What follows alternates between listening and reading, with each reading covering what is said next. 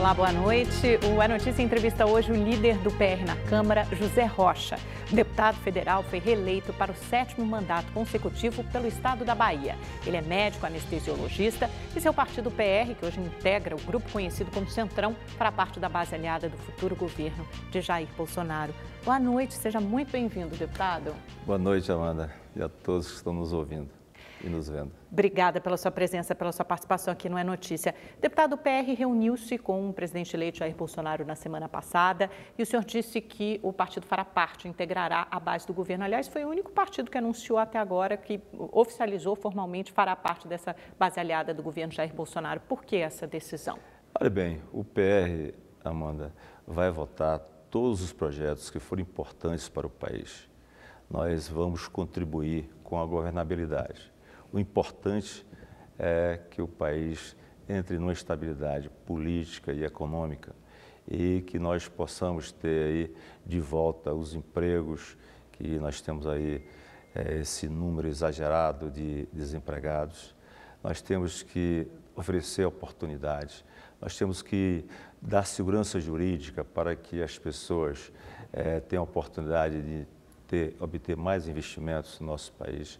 Nós temos que investir na área da educação, na área da saúde, combater a corrupção, que é uma chaga que tem feito com que a sociedade seja muito sensível e resistente a todos os segmentos institucionais onde nós estamos presenciando essa questão da corrupção. Então, nós temos que viver um novo momento agora no futuro governo. Mas isso significa que os 33 deputados darão apoio ao governo Bolsonaro? Ou ainda há uma certa divisão no partido? Olha bem, o nosso partido é um partido muito unido. É um partido que vota pela unidade. E isso que faz a diferença em relação ao PR lá na Câmara e os demais partidos. Portanto, quando a liderança do partido encaminha uma votação, nós temos aí 80%, 90% de resultado, tendo em vista que nós temos uma discussão bem antecipada de todos os projetos que vão ser debatidos e analisados. Portanto, é um partido que vota unido. Portanto, então vai votar com o governo Bolsonaro? Nós vamos votar com todos os projetos que forem importantes para o país. Não é um apoio incondicional, ele vai ser discutido projeto a projeto? Vai ser discutido, não é apoio incondicional, é um apoio que se dará por projetos importantes para o país. É diferente do apoio que o PR dá hoje ao governo de Michel Temer, por exemplo, ou o apoio que o PR já deu ao governo de Dilma e Lula? Não, olha bem, nós apoiamos sempre dentro dos projetos importantes. Nós divergimos, tanto do governo Temer quanto também com Dilma divergimos também. Por exemplo, a reforma da Previdência, houve dificuldade dela chegar até o final, justamente pela maneira como ela foi apresentada, foi desidratada até o final, mas o povo não entendeu que ela tinha sido extraída daqueles pontos que prejudicavam determinados segmentos da sociedade.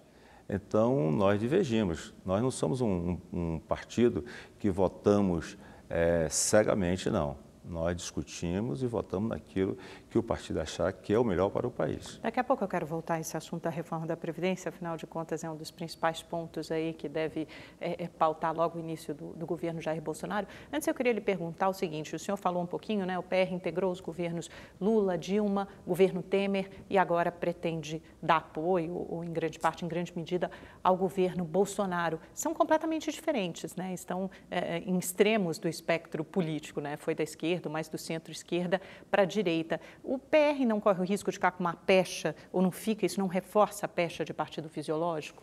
Não, olha bem, pelo contrário.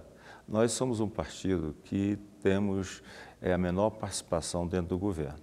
Nós não apoiamos o governo por posições, tanto que nós, nesse momento, não colocamos para o presidente eleito nenhuma condição para aprovar os seus projetos importantes. Mas é porque ele que mudou, na verdade, essa equação, né? Nem o PR, nem nenhum outro partido. Mas nós também não colocamos isso nem para a presidenta Dilma e nem para o presidente Michel Temer. Mas sempre ocuparam espaços importantes, como o Ministério dos Transportes, por exemplo, que fica tradicionalmente com o PR. Como todos os outros partidos da base, tem participação com ministérios.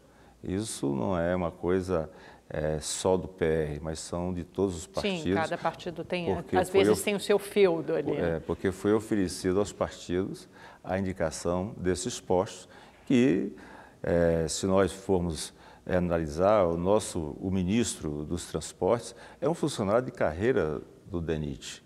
Então, concursado, foi diretor do DENIT, hoje ministro dos Transportes, com todo respeito e com muita competência e muita capacidade. Agora, deputado, o partido encolheu, né, o PR, perdeu cadeiras na Câmara. Hoje são, me corrija se eu estiver errada, hoje são 40 deputados e a partir da próxima legislatura serão 33. Ao que o senhor atribui essa redução? Não, olhe bem, Amanda, nós elegemos na legislatura passada 34 deputados.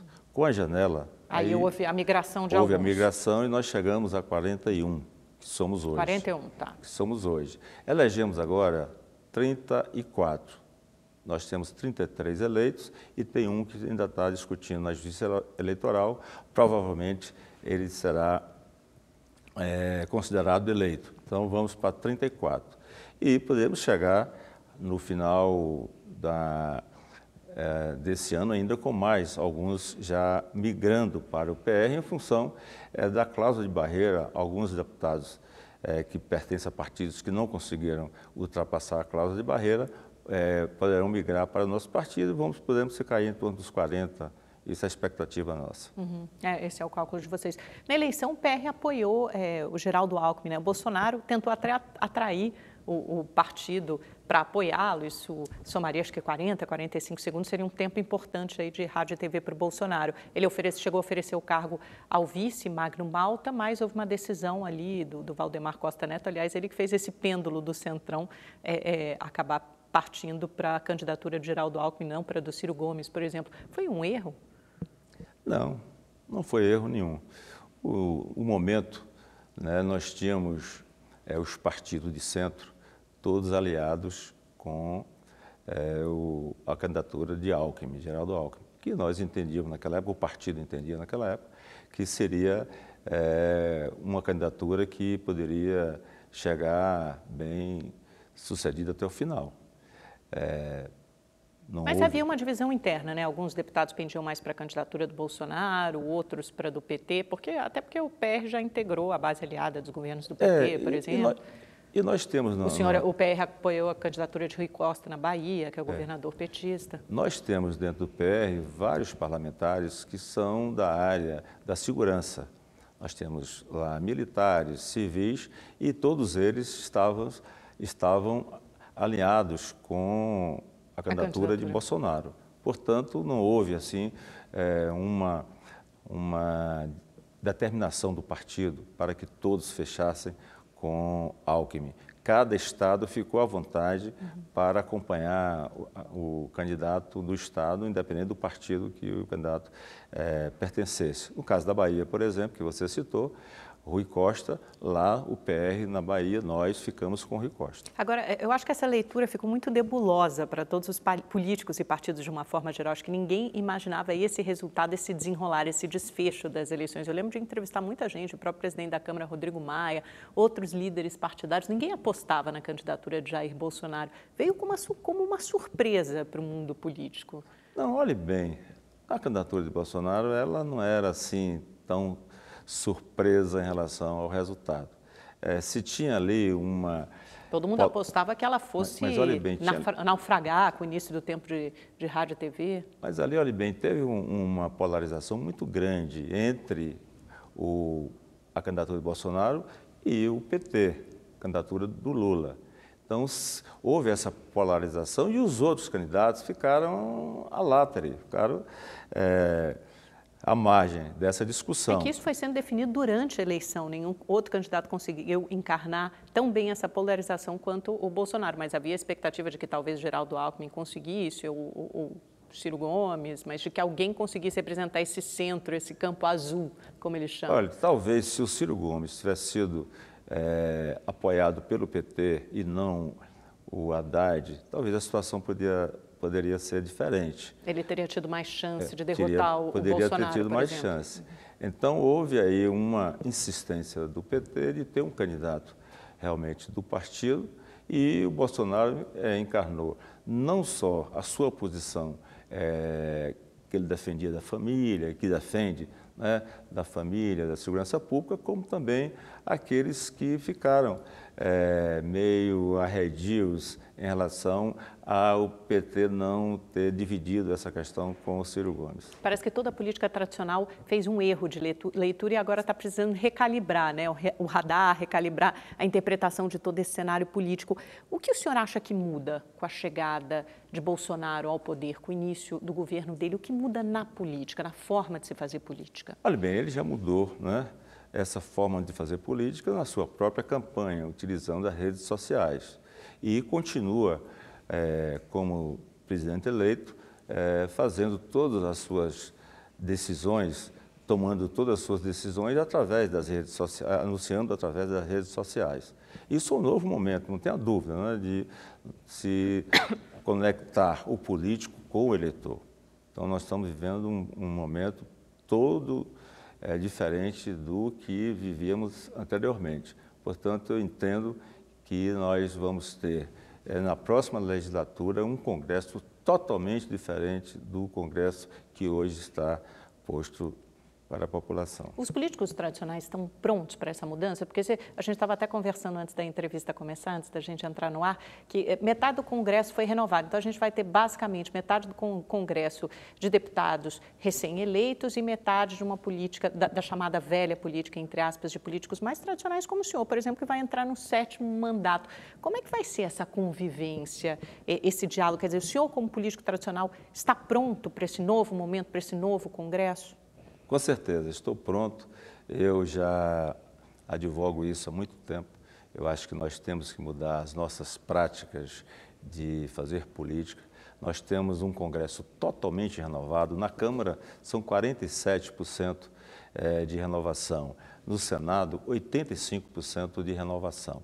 Então, nós temos aí jovens chegando, não só na política, mas jovens também na idade, e que vêm com uma expectativa muito grande de transformar o país. E é o momento que nós temos que estarmos unidos para essa tarefa. E quais os riscos disso? Porque a novidade também impõe um desafio. São novatos, mais amadores, gente pouco experiente na política, no dia a dia da política, no regimento interno, na forma de se fazer política.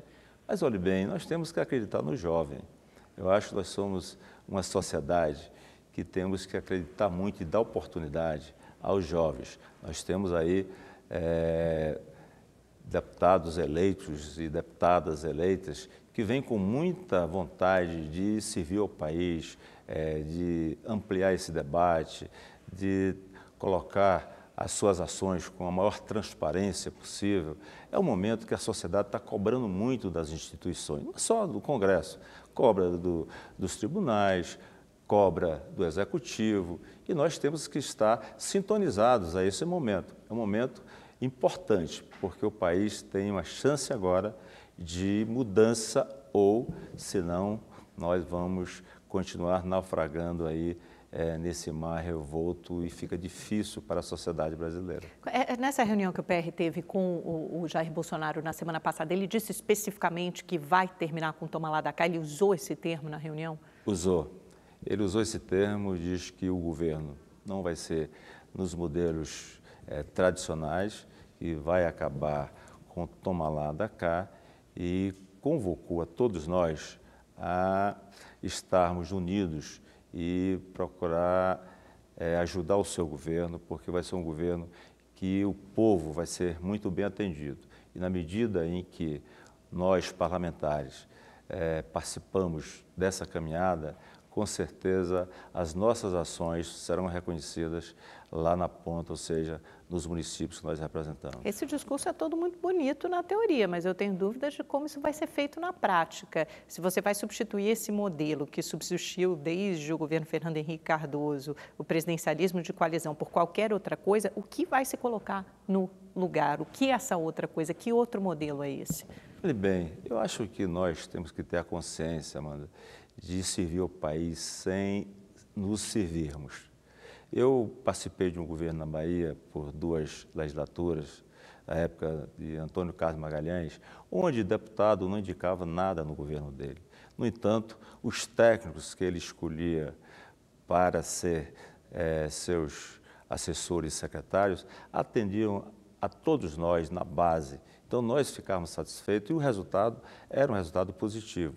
Portanto, não há essa necessidade de estarmos dando apoio por troca de cargos, porque o importante é que quem esteja no cargo sirva bem ao povo brasileiro e aí nós estaremos muito bem representados e contemplados. Mas é assim que acontece também em qualquer democracia do mundo, né? É natural que quem ganha ou quem fará parte da nova base aliada indique políticos para ocupar determinados cargos. Claro que pode ser com base, deve ser com base em critérios republicanos, critérios técnicos, mas será que dá para zerar isso? Quer dizer, os partidos poderão fazer indicações, por exemplo, para o segundo e terceiro escalões?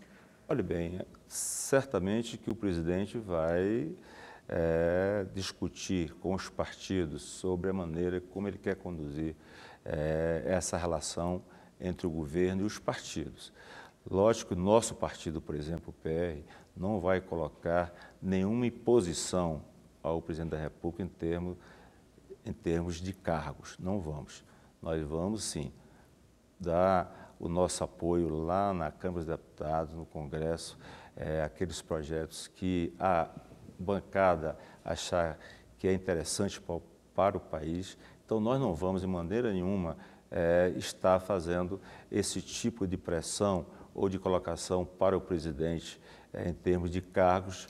Mas há uma insatisfação no Congresso, né, deputado? A gente conversa com os parlamentares, a gente sabe que há uma insatisfação dos congressistas que estão acostumados a fazerem essas indicações políticas, ou pelo menos a serem procurados, a serem ouvidos pelo presidente ou pelos ministros, e reclamam que isso não tenha acontecido, né? Que esse diálogo, quer dizer, tem começado a acontecer agora com os partidos, mas com os presidentes, com os líderes, não tem acontecido com a frequência com que deveria ocorrer. Não, ser ouvido é uma coisa.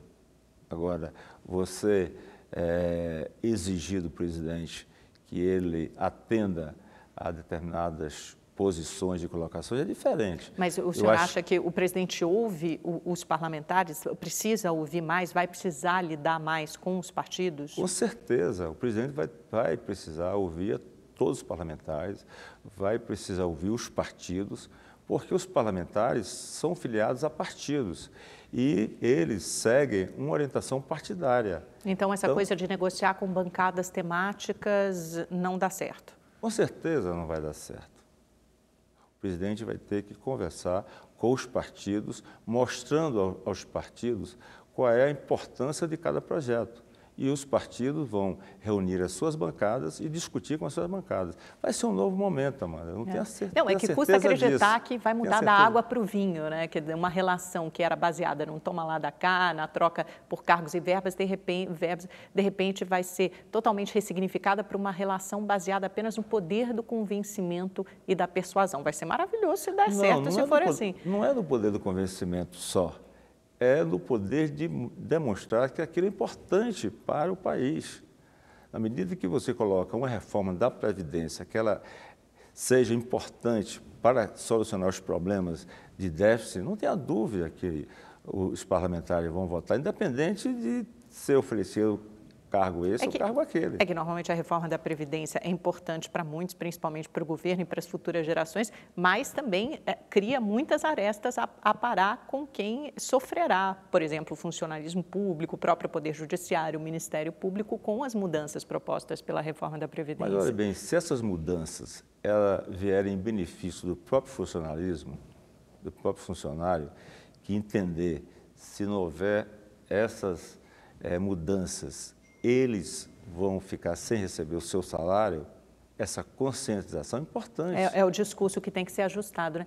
É o discurso. O Bolsonaro disse na cerimônia de diplomação, na segunda-feira, o seguinte, eu cito, poder popular não precisa mais de intermediação. Ele diz que as novas tecnologias permitirão a relação direta entre eleitor e representantes. Essa intermediação, quem costumava fazer era o Congresso, eram os partidos. Esse discurso do presidente eleito, ele não traz riscos, ele não enfraquece o sistema partidário? Mas olhe bem, quando ele diz que tem que ter essa conexão direta com os representantes somos nós, somos deputados, somos senadores. Então, o eleitor, ele vai se conectar diretamente com o parlamentar, Mas vai cobrar do parlamentar. O que se fala no entorno do Bolsonaro é o contrário, que ele vai usar as redes sociais para pressionar os parlamentares a votarem os projetos de seu interesse. Sim, mas na medida que os parlamentares... Quer dizer, passar ao largo do Congresso. Não, olha bem, na medida em que os eleitores sentirem a necessidade de, não digo pressionar, mas convencer o parlamentar a votar determinadas medidas, nós vamos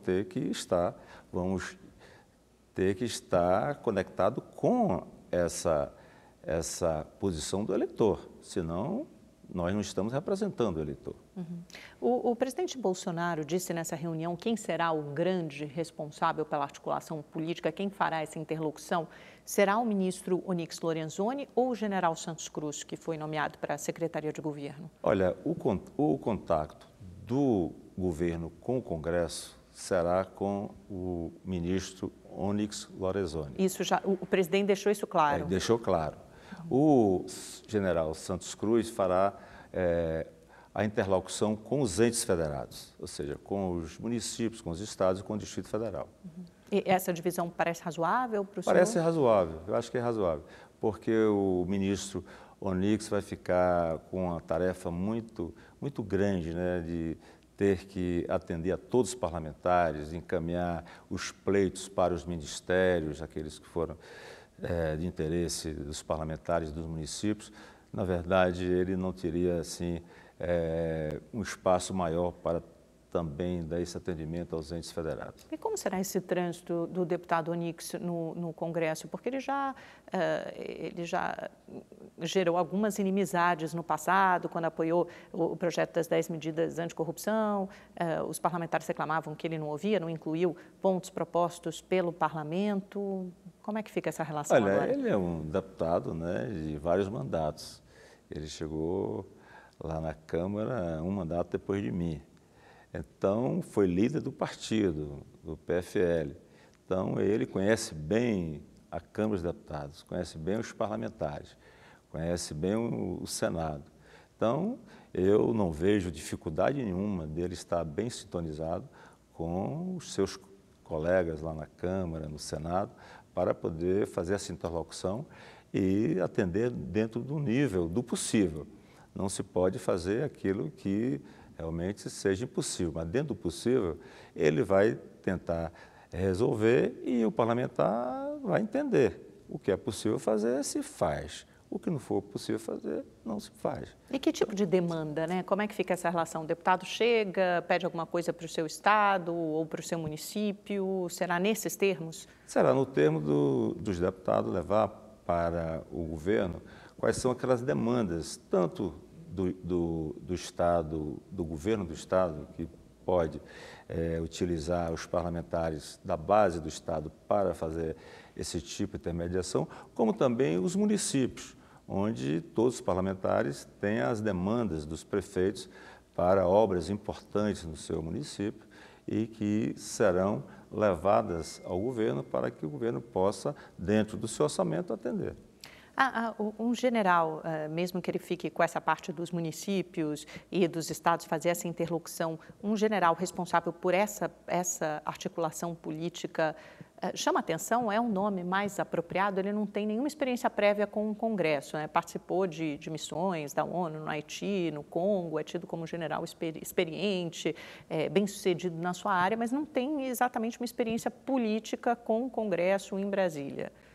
Olha, a relação do Santos Cruz com os entes federados vai ser no sentido da relação com, vamos dizer assim, no sentido mais amplo. Será defender os interesses do governo em relação à prioridade dentro de determinado município ou no estado e a interlocução também desses entes federados com o governo naquilo que o Estado ou o município achar de importância para o seu município. Discutir a questão do financiamento, por exemplo, da segurança pública no Estado ou no município, do financiamento da saúde, do financiamento da educação. Então, são tratativas que vão ser tratadas com o governo através do Santos Cruz, que não precisa ser feita via parlamentar ou via o próprio Onyx, porque diz de ente federado para o governo federal. Uhum.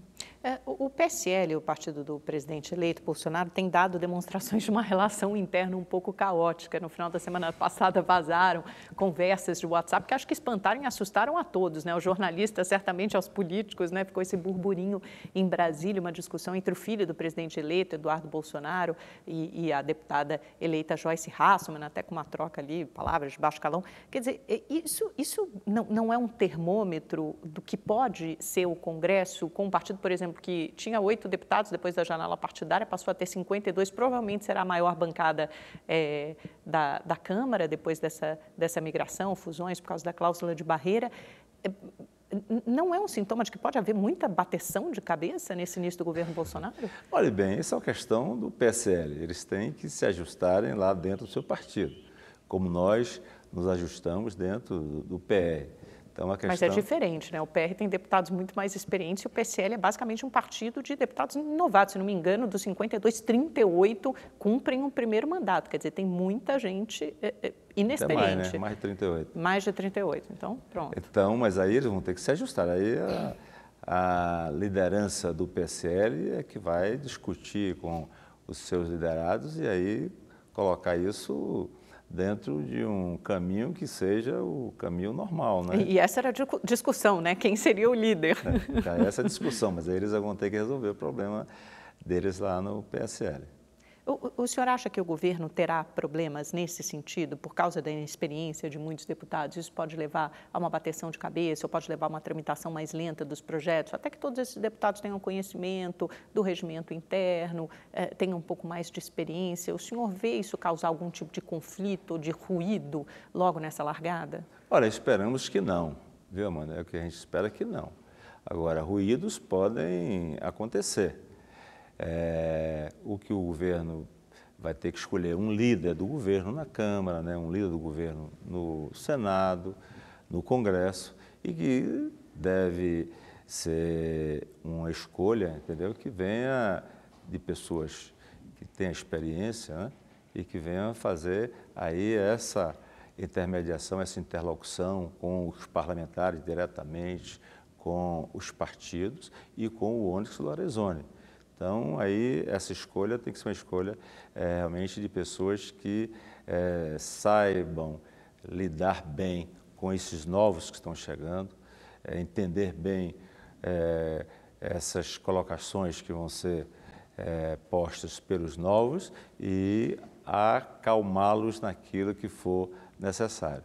Esse governo tem uma novidade em particular, que é o seguinte, não é só o Jair Bolsonaro que chega ao poder, mas é a família Bolsonaro que chega ao poder. Então, há 2 filhos do presidente no Congresso Nacional, o deputado reeleito Eduardo Bolsonaro e o senador eleito Flávio Bolsonaro. Como é que fica essa relação com a família? Por exemplo, essa discussão no grupo do WhatsApp, interno do PSL, foi justamente protagonizada, um dos protagonistas foi o filho do presidente eleito Eduardo Bolsonaro. Serão figuras, é um deputado ou senador, mas certamente não é qualquer deputado ou qualquer senador. São pessoas que têm acesso direto ao presidente da República, são filhos do presidente da República. Como é que é importante que ele enquadre os filhos de uma certa forma, porque eles já causaram alguma confusão para o pai, né? Todos eles, em alguma medida. Olha bem, isso cabe ao presidente, né? Essa relação dele familiar e que familiares estão pertencendo hoje ao Legislativo, cabe a ele administrar isso, como nós tivemos aí no governo Sarney. O governo Sarney tinha 2 filhos dentro lá do Congresso, né? A Rosena Sarney e o Sarney Filho. É que o Sarney Filho tinha posições muito diferentes do pai, né? Então, acho que não sei se isso ficou não foi tão forte como é agora. Sim, mas ele era forte, né? Talvez a Rosena fosse muito mais parecida com o pai e o Sarney Filho mais... Talvez eles fossem mais discretos, né? Mais rebelde. Mas isso é uma administração que, assim que o Bolsonaro assumiu o governo, com certeza ele vai administrar. Na sua opinião, a família não pode interferir na política? Deve haver uma separação? Ah, com certeza. Com certeza. Deputado, como é que o senhor vê essa revelação que veio a público sobre as contas, mais de R$1.200.000 transitaram pelas contas de um ex-assessor, um ex-segurança e um motorista do senador eleito Flávio Bolsonaro. A explicação está clara ou a família Bolsonaro precisa vir a público e explicar melhor o que esse dinheiro, esse montante transitou, qual era, enfim, o que esse montante, depósito na conta da Michele Bolsonaro, mulher do Jair, deve explicações ao público? O senhor acha que isso ficou claro já? Com certeza. Olha bem, o presidente já deu as explicações em relação à questão do recurso depositado na conta. De uma dívida, né? Ele teria emprestado dinheiro para esse Fabrício Queiroz. Cabe ao COAF fazer as suas investigações e também cabe uma explicação por todos eles desse processo todo. Eu acho que aí quem tem que dar explicação, primeiro o COAF e os envolvidos. Porque o Fabrício Queiroz não veio a público ainda, o próprio Flávio Bolsonaro não explicou, porque outros ex-assessores dele também fizeram depósitos na conta desse senhor, depois esse dinheiro foi sacado. Há uma movimentação toda estranha e eles foram eleitos com base nesse discurso de anticorrupção. Né? Com certeza. Então, cabe a todos eles dar as suas explicações. Se elas forem convincentes e convencerem, tudo bem. Não causa estranheza que isso já não tenha sido esclarecido? Porque já faz 4, 5 dias que está no ar, né? Não, olha bem, o presidente Bolsonaro já esclareceu, né, a questão relacionada com a sua esposa. O Flávio Bolsonaro também já deu a sua explicação. Falta agora ser ouvido o ex-assessor para que ele possa também externar a sua posição. Deputado, vamos para um rápido intervalo, a gente volta em seguida, vamos falar sobre a reforma da Previdência e também sobre a disputa para a presidência da Câmara no comecinho do ano que vem. Não sai daí. Olá, estamos de volta com o deputado federal pela Bahia, líder do PR, José Rocha. Deputado, falar um pouquinho da sucessão na Câmara dos Deputados, né? Deve ser o assunto mais quente aí logo na largada de 2019. O líder do seu partido, Valdemar Costa Neto, disse que o PR, tem dito nos bastidores que o PR está 80% fechado com a candidatura do Rodrigo Maia, que é atual presidente, com essa recondução no ano que vem. O senhor confirma isso? O PR tende a apoiar a recondução do Maia? Olha bem, o que o Valdemar diz, eu tenho que confirmar, porque ele é o nosso grande líder. Com certeza, há uma preferência muito grande dentro do nosso partido pela candidatura de Rodrigo Maia. Nessa medida, de 80%? Isso é fato, isso é fato. Mas também há uma outra candidatura, né, do capitão Augusto, que é do PR de São Paulo, caminha agora para o segundo mandato, é um ex-PM, talvez tenha mais uma concordância maior com as pautas do governo Bolsonaro, esteja mais alinhado ao governo Bolsonaro, é até citado por alguns do entorno do Bolsonaro como um bom candidato a presidente da Câmara. O PR deve seguir com a candidatura dele ou as chances são mínimas? Olha bem, ele se colocou como candidato, o capitão Augusto, é um grande parlamentar, com toda a credibilidade, merece todo o nosso respeito, e ele está tentando viabilizar a sua candidatura. Mas, por enquanto, não tem apoio interno da maioria dos parlamentares? Não, olha bem, ele vai nessa caminhada, nos contatos com os parlamentares e com os partidos, e vai depois trazer para o partido qual é o seu capital político de votos em relação à sucessão. Aí o partido vai analisar. Se achar que ele tem chances reais, aí o partido vai analisar. Se não, aí uma outra vai com opção, Maia. Mas a chance hoje maior, de fato, é de continuar nesse rumo com o Rodrigo Maia. Com certeza. Há uma chance de isolamento do PT e do PSL, porque partidos que integram o Centrão, né, o PP, o PR, o PSD, junto com outros partidos, o MDB, o PSDB, o DEM, têm conversado muito para formar uma grande chapa e também nomear os principais cargos, lá acho que são 6, né, da mesa diretora, que são os principais cargos da Câmara dos Deputados, escantear o PT e o PSL. Há conversas nesse sentido? Não, de maneira nenhuma. Amanda, nós vamos lá isolar qualquer partido. Nós somos lá um colegiado de partidos, temos colégio de líderes, há um respeito muito grande, principalmente partidos grandes. Pela proporcionalidade. Pela proporcionalidade, como o PT, o PSL. Então, a convivência tem que ser a mais harmoniosa possível. E qualquer decisão dentro da Câmara dos Deputados, nós haveremos de conversar com todos os partidos para tentar uma união a maior possível. Lógico que não vai conseguir, porque nós vamos ter lá partidos ideológicos, partidos que não são ideológicos, e vamos ter lá posições de oposição, de situação, então, mas a convivência parlamentar e partidária é do mais alto nível possível. Mas há interesse em manter esse centrão que vocês preferem chamar de blocão, né? Essa união de partidos que começou basicamente com Eduardo Cunha, se fortaleceu no governo Temer. Há uma tendência em continuar essa união dos partidos? Olha bem, nós não pertencemos a centrão. O que se constitui são blocos partidários para determinadas ações dentro da Câmara dos Deputados. Então, nós estamos dentro de um bloco, conversando com vários partidos para identificar qual é a melhor maneira de administrar a casa, ou seja, de posições importantes dentro da casa, que não fica essas posições só direcionadas a um partido, que aquilo passa a ser uma rotina de um partido ficar detentor de determinada posição, como presidência, como a CMO, que é a Comissão de Orçamento, Comissão de Constituição e Justiça.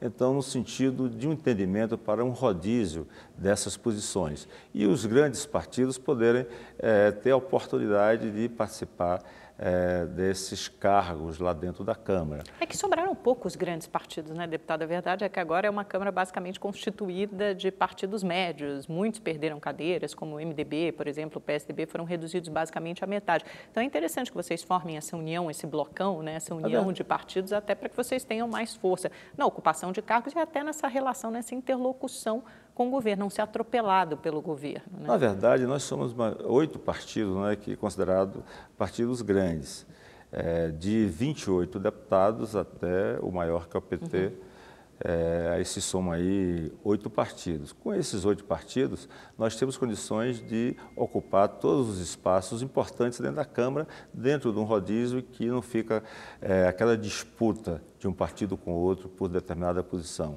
Se faz um acordo de rodízio e aí as coisas vão andar muito mais célere e muito mais harmoniosa do que essa disputa. No meio dessa confusão toda, dessa disputa pela presidência da Câmara, também nessas conversas de WhatsApp, vazou uma conversa do Eduardo Bolsonaro dizendo que o pai trabalhava nos bastidores, o Jair Bolsonaro, para que o Rodrigo Maia não fosse eleito, e tinha até uma conversa marcada com o senhor. Vocês estiveram juntos na semana passada, o senhor e Eduardo Bolsonaro? Vocês chegaram a conversar? Eu estive com o Eduardo Bolsonaro num encontro casual, lá na transição, quando eu fui falar com 2 ministros, do Transporte e o ministro da Fazenda. E conversamos, mas não houve um encontro marcado para tratar dessa questão. Mas vocês não conversaram sobre a sucessão na Câmara nessa ocasião? Não. E não há interesse, eu não vejo nenhum interesse do presidente se meter na sucessão presidencial, porque há exemplos anteriores que demonstram que isso não funciona. Não foi sábio, né? Não foi sábio. Dilma Rousseff, que eu diga, com a eleição de Eduardo Cunha. Por que o Rodrigo Maia, na sua avaliação, é o melhor nome para conduzir a Câmara no ano que vem? Olha, ele tem conduzido a Câmara com muita competência e, sobretudo, com um relacionamento muito próximo com todos os partidos. Ele tem conduzido a pauta da casa com uma discussão ampla entre os partidos. Isso o faz credor da confiança desses partidos. Portanto, ele é um candidato, como tem vários candidatos. Eleição é eleição. Nós não podemos dar ninguém eleito por antecipação. O senhor acha que, neste momento, ele é o nome mais forte? Ele é o nome mais forte nesse momento. E no Senado? Eu sei que o senhor não é senador, mas o senhor, obviamente, ouve essas conversas de corredor. O senhor acha que Renan Calheiros é o nome mais forte hoje, apesar das resistências do governo? Olha, no Senado ainda não tem os nomes ainda colocados, né, para a disputa. O que se tem é discussão de bastidor. O Renan se movimentando e outros lá pretendentes se movimentando, mas não tem ainda posições definidas, colocadas como candidaturas à presidência do Senado. Deputado, como é que está o termômetro para a reforma da Previdência no novo Congresso? O PR vai apoiar a reforma da Previdência?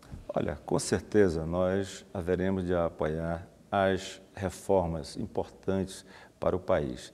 Dentre elas está a da Previdência. É uma reforma inadiável? O senhor diria que é uma reforma urgente? É urgente, é inadiável.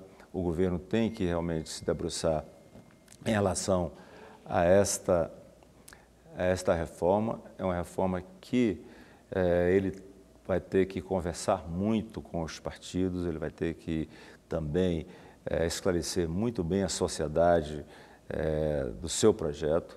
Eu entendo que nós devemos analisar um projeto bem robusto, que tenha duração a longo prazo nos seus efeitos, que seja esse projeto, assim que aprovado e promulgado, que seja para os novos que ingressarem no sistema e os que estão hoje dentro do sistema, seja modificada as suas participações via projetos de lei. Então, o senhor defende a tramitação de duas reformas da Previdência. Uma só para os entrantes, né, os novos que entrarão no sistema, que pode ser via regime de capitalização, que é uma das sugestões lá sob análise da equipe do Paulo Guedes, o superministro da Economia, e outra reforma da Previdência feita por projetos de lei. Aí seria a reforma fatiada que o Bolsonaro defendeu. Seria fatiada. E aí válida para os que já fazem parte do sistema. Que já fazem parte do sistema. E começar por projeto de lei, por pontos que não são tão polêmicos dentro da sociedade. Como o que, por exemplo? Por exemplo, idade mínima, né? Pode ser já... E que pode ser feito por projeto de lei, projeto de lei. Agora, você unificar aqueles que estão no sistema privado com o sistema público, já aí é uma PEC, é uma reforma da Constituição. Que gera muito mais polêmica. Mais polêmica, ficaria para o final. E aí Mas o final é o quê? É tudo nesse ano? Tudo nesse ano. Tudo nesse ano. Tudo nesse ano. Acho que dentro de um ano você faria essa migração gradual, começando pelos pontos que não tem muita discussão, e aí vai migrando para o sistema novo que... Então não seria, elas nem precisariam, elas podem tramitar paralelamente, por exemplo? Podem tramitar paralelamente. Uhum. Não haveria, talvez, grande resistência? O senhor acha que para um regime de capitalização, para novos entrantes, pode haver... Isso é uma PEC também, teria que ser uma PEC. E há resistência a esse modelo? Não, eu não vejo resistência, porque os atuais não serão atingidos. Não serão afetados. Então, a pressão é muito menor sobre os parlamentares. Aí não teria essa pressão toda. Mas há muita pressão, por exemplo, para essa outra PEC que o senhor falou, que é unificar os dois regimes, porque hoje a gente tem regimes separados para o funcionalismo público e para o setor privado, INSS. O senhor acha que, no fim, vai ser possível? Porque isso gera muitas distorções e isso gera uma classe de privilegiados paga com os nossos impostos pelo Estado e uma grande massa recebendo muito pouco pelo INSS.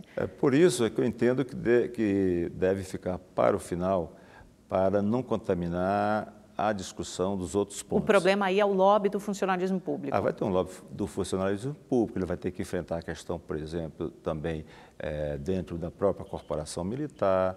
Então, você tem vários segmentos que precisam... Inclusive simpáticos ao governo, né? Como o Judiciário também, atuou muito ativamente contra a reforma da Previdência no governo Temer, né? Então, tem todos esses segmentos aí que vão ter que ceder um pouco.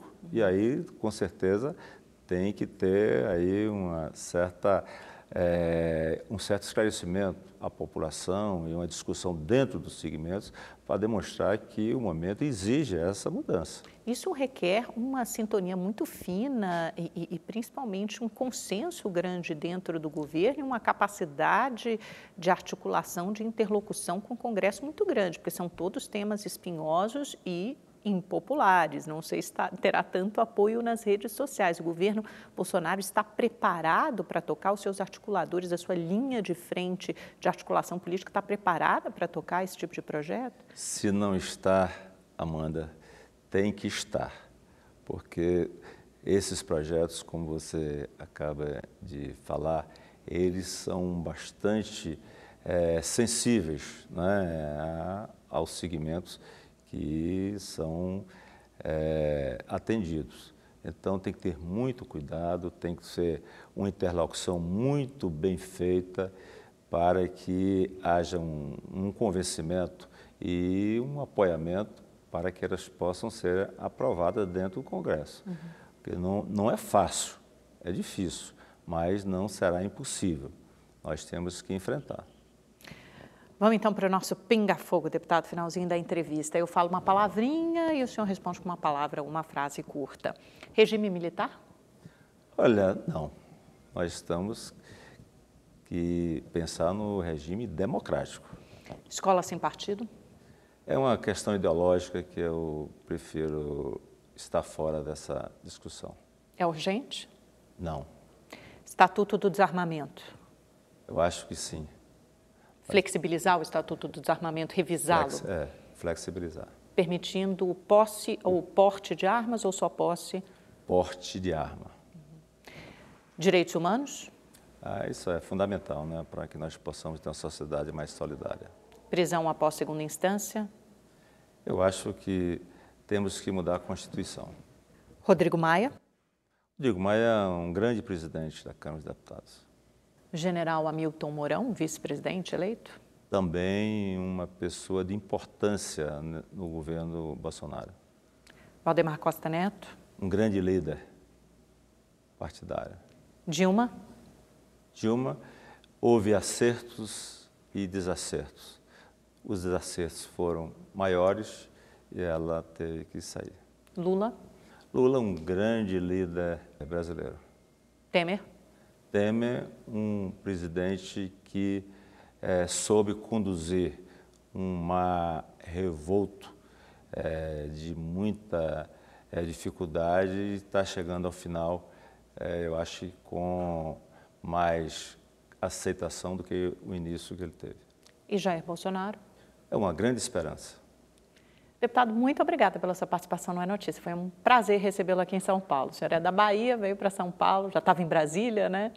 Eu que agradeço, Amanda, essa oportunidade. Estamos lá firmes no propósito de mudar o nosso país. Muito obrigada, deputado, e boa sorte a todos nós a partir de 2019. Obrigada a você também pela sua companhia até essa hora. Lembrando, claro, a gente está de volta terça-feira que vem, a partir da 00:30. É Notícia em novo horário, sempre com um novo e interessante convidado. Muito obrigada, uma ótima noite para você, boa semana e até a próxima.